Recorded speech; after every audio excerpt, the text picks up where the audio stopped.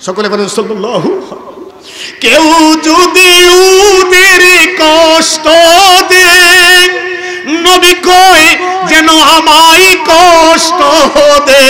বলো না, কেউ যদি ওদের কষ্ট যেন আমায় কষ্ট দে, কষ্ট দিল মা বাতে মারে।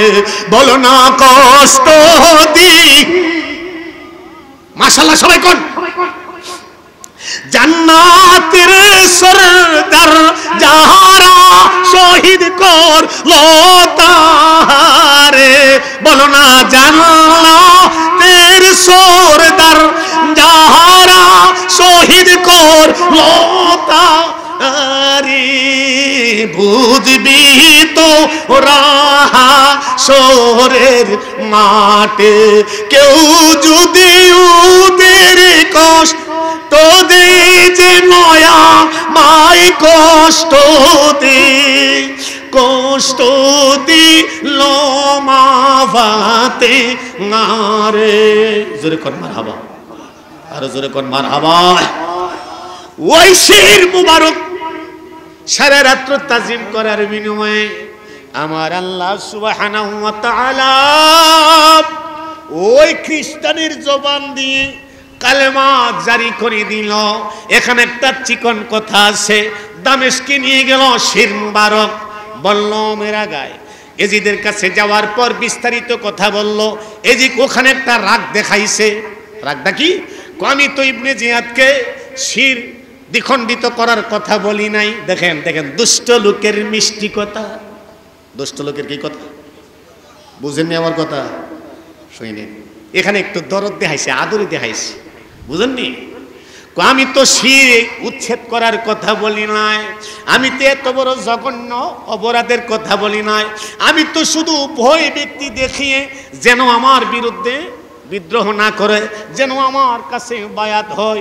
এই দুই একটা প্রশংসার কথায় কিছু টুপিওয়ালারা কলম হাতের মধ্যে নিল, নিয়া কলম দিয়া লিখতে লিখতে বুঝাই এজিদের কোনো দোষ। দেখছেন নি দুষ্ট লোকের মিষ্টি কথা মুক্তি কেমনে বাইরো, দাঁতের বারিন্দার ফাড়াই দেখবি। তোরা চিকা হিন্দুরা কিন্তু ভালো কথা কোনটা কিনা বলে কেমনে বালা। তাদের কিছু বাইবেল পড়লাম, তাদের কিছু গীতা পড়লাম, পইরা দেখলাম তারা কেন বালা। তারা কত সুন্দরভাবে গীতা পাঠ করেন। লাইলং হরপিং পরমং ইলহু ইলহা পরমং পরমং জন্ম বৈকুণ্ঠ পৈনতি তুজুফির নাম মুহাম্মদ উপরনং নমস্তি বদ্রী নবিতি সাগৃষ্ণবতী মহাচরণীয় হুতার বিদ্রু মহাসরিন্দা অল্লং শ্রেষ্ঠং শ্রেষ্ঠং পূর্ণং ব্রহ্মণং অল্লং আল্লাহ রসুলং আং মুহাম্মদনং ওং শান্তি ওং শান্তি ওং শান্তি। মারহাবা কো মারহাবা। বলে হুজুর অর্থটা কি? তারা বলে ইলমু ইল্লাহ ইল্লাল্লাহ নাম জপনা বললে পদমর্যাদা বাড়ে, জন্ম বৈকুণ্ঠ পরিণতি তুজুফি নাম মুহাম্মাদুন।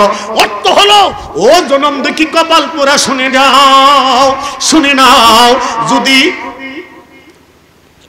যদি তোমরা এই পৃথিবী দুনিয়াতে বেঁচে থাকতে চাও, মুহাম্মদ সাল্লাল্লাহু আলাইহি সাল্লাম নাম জপনা করো। এই নাম সারা জগৎ শান্তি নাই। কার কথা? হিন্দুরার কথা। কার কথা? কথা কন্যা বললে এই নিয়ে কার কথা? হিন্দুদের মুখ দিয়া কয় ওং শান্তি ওং শান্তি ওং শান্তি। মুহাম্মদের ধর্মই ছিল একমাত্র শান্তির ধর্ম। এই জন্য বললাম যদিও তাদের ঈমান নাই, কিন্তু তারা আমার নূরের নবীর প্রশংসা করলো। আজকে টুপিওয়ালার দল, পাগড়িওয়ালার দল, জুব্বাওয়ালার দল, দাড়িওয়ালার দল, কিতাব পড়িনার দল, কোরআনের হাফেজের দল, তোরাই তো নবীর আওলাদরে শেষ করছো। কথা কোন ঠিক কিনা? এই দূরে কোন ঠিক কিনা? ওই নূরের নবী, হায়াতুল নবী, জিন্দা নবী, রহমতুল লিল আলামিনের আওলাদ রাসূলদেরকে যারা মধ্যম জীবিত আছে, ইমাম জয়নুল আবদিন সহ, সকিনা জৈনব সহ, সরবানু সহ, এদেরকে যখন মদিনায় পাঠাইবেন, এজিদ কি করলেন? নু'মান বিন বশির, যিনি আওলাদে রাসূলের পক্ষে। মারহাবা কর।